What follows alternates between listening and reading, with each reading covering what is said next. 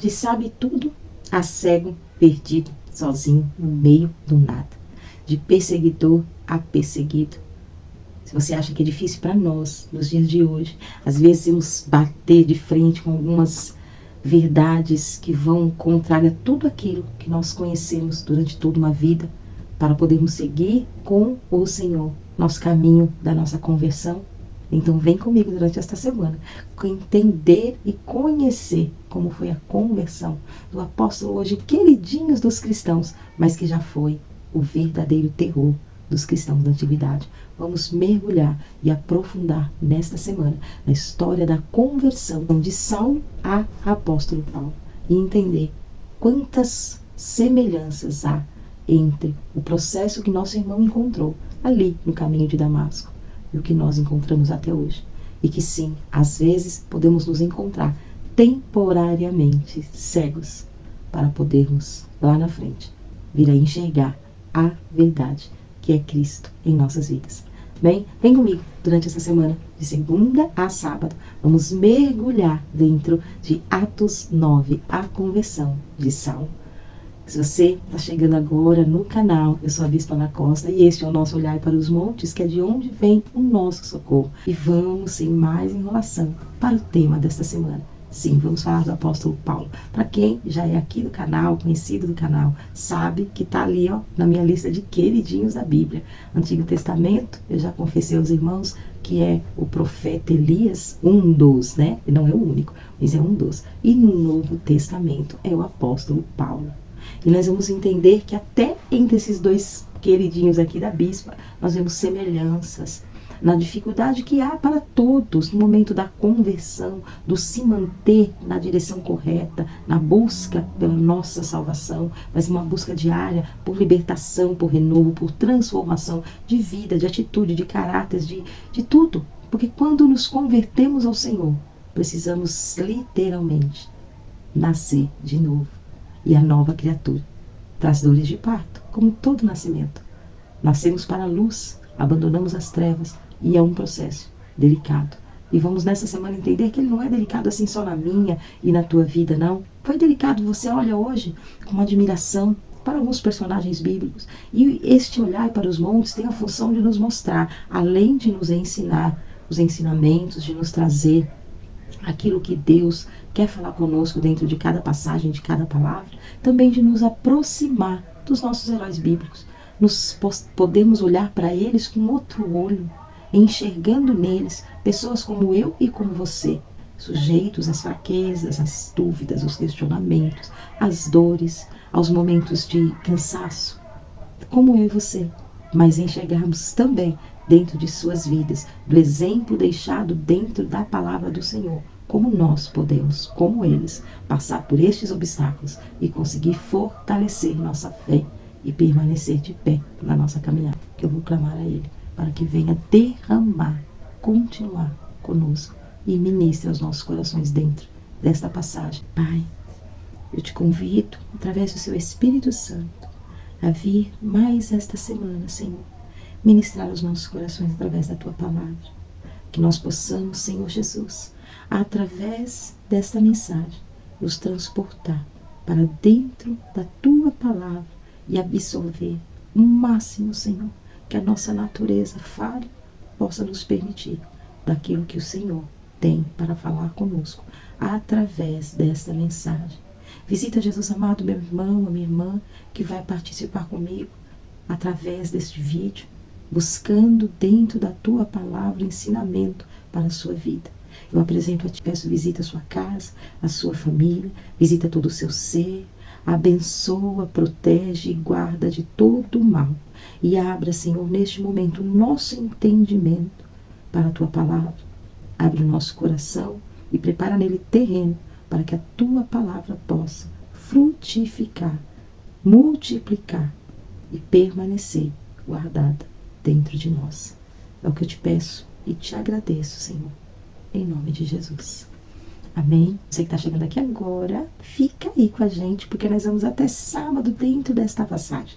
Agora, neste primeiro episódio, nós vamos fazer uma introdução. Passo sempre aquelas informações básicas para que a gente tenha um pano de fundo, um entendimento de quem é quem, onde estamos, o que está acontecendo, para a gente não cair assim. Às vezes as pessoas falam assim: bispo, eu tenho dificuldade para entender a palavra do Senhor.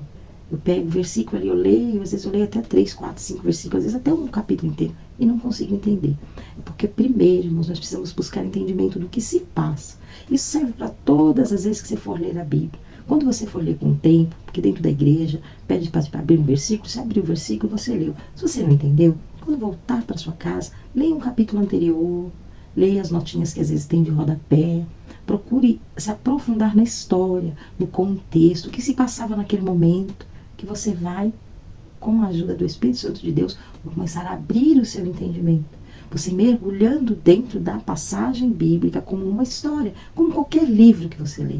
A diferença é que este livro é o único que tem a verdade, porque vem direto da boca de Deus, autorizado pelo Senhor, para que nós possamos, em todos os dias, encontrar nele um manual de instrução para nossas vidas. A cada palavra escrita aqui, nós podemos crer que é a expressão da mais absoluta verdade de Deus revelada para nossas vidas. Então, por isso que eu te digo, procure sempre, não desista de ler porque não consegue entender. Procure formas de aprender a entender melhor quando você fizer a leitura.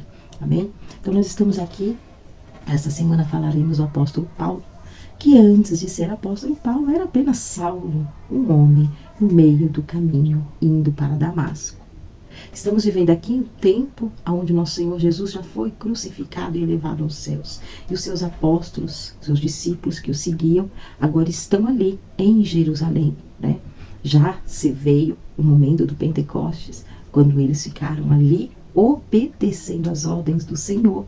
Ficaram em Jerusalém do alto, foram revestidos pelo batismo do Espírito Santo de Deus. E começaram então a disseminar o Evangelho de Cristo. Aquele ide que Jesus disse lá atrás. Começa aqui em Atos, são os Atos dos Apóstolos, o que os apóstolos fizeram quando o Senhor Jesus foi elevado ao Senhor, retornou ao Pai. Então os apóstolos começam a pregar a palavra do Senhor e o número de cristãos começa a aumentar, o que passa a preocupar os políticos, os grandes, os poderosos da época. E surgem então os perseguidores dos cristãos, porque já haviam, obviamente, irmãos, opositores, sempre houve. Nós vimos durante o ministério de Jesus, nós vemos isso nos evangelhos, que durante o ministério de Jesus já haviam ali os fariseus, alguns do Sinédrio, que viviam procurando acusação contra o próprio Senhor Jesus Cristo, dentro dos seus sermões, das suas palavras ali, que ele falava ao povo em público, e sempre tinha ali alguns procurando acusação. Tanto que encontraram e o levaram à cruz, porque havia antes a permissão de Deus e era necessário que assim se cumprisse. Então, já havia. Porém, quando o Senhor Jesus sobe, quando o Senhor ascende aos céus e os discípulos são tocados, cheios do Espírito Santo de Deus, em Atos 2, a partir dali, na primeira pregação, nós já vimos que acrescentou-se 3.000 almas. Então, aquilo tomou uma proporção que por onde os apóstolos, os discípulos abriam os lábios para pregar a palavra do Senhor, o número acrescentava a igreja só crescia. Isso, irmãos, pregando em lugares escondidos, porque quando crucificam o Senhor Jesus, também procuravam aqueles que andavam com ele para lhes dar o mesmo fim. Mas isso não os amedrontou. Eles cumpriram, seguiram passo a passo da ordem do Senhor. E aquele ide que Jesus lhes ordenou lá atrás, por todo mundo pregar o evangelho a toda criatura, começa a se cumprir agora em Atos, com o reforço da presença do Espírito Santo de Deus. Por isso o Senhor diz: ficai em Jerusalém, até que do alto sejais revestidos de poder. Eles iam precisar, por toda a perseguição que acontecia. Então nós vamos encontrar a primeira menção a Saulo em Atos 7, quando Estevão é apedrejado por pregar a palavra do Senhor. O primeiro mártir apedrejado por falar de Cristo. Aqui eram conhecidos como os pregadores do caminho, né, por dizerem que Jesus Cristo era o verdadeiro caminho para a salvação, o verdadeiro caminho para chegar ao Pai, para chegar a Deus.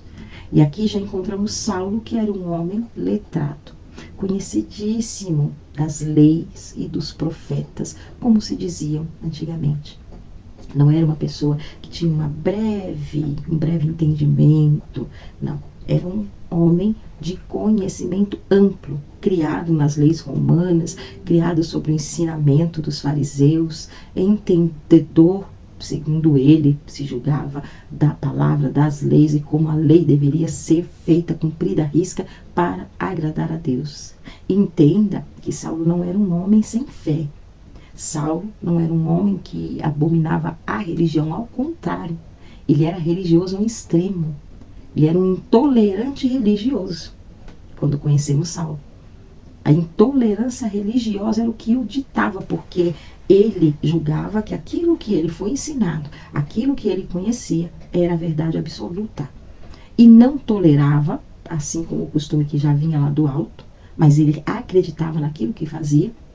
Ele não tolerava que outros pudessem ter outra visão, outro pensamento.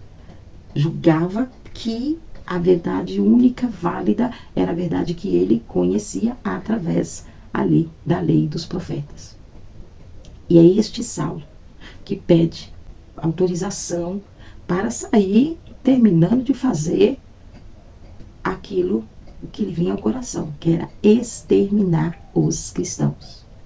Aqueles, segundo ele, que ficam falando de um tal Cristo, que Cristo é a verdade, que Cristo é o caminho, que Cristo é que liberta. E ele saía sem piedade. As cartas tinham ali um endereçamento para que ele levasse preso, arrastasse preso. Versículo 2 de Atos 9, que diz assim: ele pediu cartas para as sinagogas de Damasco, a fim de que, caso achasse alguns que eram do caminho, assim homens como mulheres, os levasse presos para Jerusalém. Então ele não queria nem perder viagem. Por onde eu estiver passando, se eu encontrar com algum desse povo aí do caminho, que vive aí batendo com a língua nos dentes de dizer que esse Cristo é isso, que esse Cristo é aquilo, eu levo preso. E possivelmente a intenção de levá-los presos, ninguém saía desse julgamento inocentado. Abrir a boca e dizer que o Cristo que eles crucificaram era de verdade o Filho de Deus, era condenação de morte, assim como há pouco Estevão havia sido apedrejado. Este é Saulo. Recebe as cartas e se coloca a caminho de Damasco. Mas quando ele está no meio do caminho, ele tem um encontro que vai mudar toda a sua história, que vai pôr de ponta cabeça, vai colocar em xeque tudo aquilo que ele acreditava, tudo aquilo que ele cria, tudo aquilo que ele professava como verdade. Vai mudar drasticamente a sua existência, porque ele vivia e respirava a lei e os profetas. Ele cria tanto naquilo que ele empenhava toda a sua vida, a perseguição daqueles que eram contrários. E era puro na mente dele amor à sua religião, acreditando estar defendendo o próprio Deus. Ele acreditava que quando exterminava cristãos, seguidores do caminho, ele estava prestando um serviço a Deus. Então entenda que este momento que nós vamos estudar, do encontro de Saulo com o Senhor Jesus, ali a caminho de Damasco, é um ponto crucial que nós passamos por ele em nossas vidas. Às vezes até já convertidos, porque aqui nós não estamos falando de alguém que não era convertido, conhecedor da palavra. Não, estamos falando de alguém que conhecia e cria, mas que vai agora ser defrontado com a verdadeira verdade. Não existem duas verdades, mas é que existe a verdade que ele conhecia, e às vezes existe a verdade que eu e você julgamos conhecer, que às vezes passamos a vida toda como ele, criados ali naqueles ensinamentos e crendo que é daquela maneira. E quando eu digo criado, eu não estou me referindo apenas à criação de formação de criança para adulto, para jovem, não. Estou dizendo, às vezes, até dentro da igreja. É para mexer com a nossa estrutura, porque às vezes vai mexer até com a nossa forma de enxergar a forma que estamos servindo a Deus. Porque Saulo também acreditava que estava servindo a Deus. Ele também acreditava que estava fazendo da forma correta, até se encontrar com o Senhor Jesus, a caminho de Damasco. Para que nós venhamos a entender, durante esta semana, que às vezes é preciso ficarmos cegos para poder enxergar, como se passou com ele. Ele foi defrontado ali com a verdade absoluta, aquela que não tem argumentação contrária, porque ela é a expressão da verdade. Ele precisou enxergar e rever todo o seu conceito. Você imagina o que é mexer toda a sua vida? Pegar tudo aquilo que você acreditou até hoje e dizer para você, para, tá tudo errado. Vem aqui, vamos recomeçar. Porque essa não é a verdade. Não da maneira que você tem enxergado e aceitado até hoje. Foi o que aconteceu com Saulo, até ele se transformar em Paulo.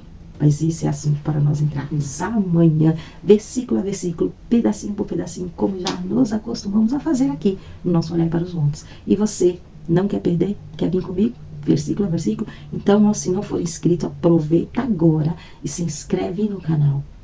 Ativa o sininho de notificação para ser lembrado amanhã, quando tu estiver chegando aqui, ó, segunda parte deste ensinamento que vamos fazer durante toda esta semana. E entender que para enxergar a verdade de Deus, é preciso ver com os olhos da alma. E que o Senhor continue abençoando grandemente a sua vida. Conto com você aqui amanhã. Já compartilhe esse vídeo, convida pessoas para vir com você. Vamos espalhar esta mensagem através desses vídeos no canal. Conto contigo amanhã aqui. E que o amor de Deus, a graça de nosso Senhor e Salvador Jesus Cristo e a doce consolação do Espírito Santo de Deus permaneça aí, sobre a tua casa, sobre a tua vida e sobre toda a sua família, não só hoje, mas sempre e para sempre, até que o Senhor venha buscar a sua igreja. Enquanto Ele não vier, nós vamos ficando por aqui e eu te aguardo amanhã para a nossa segunda parte.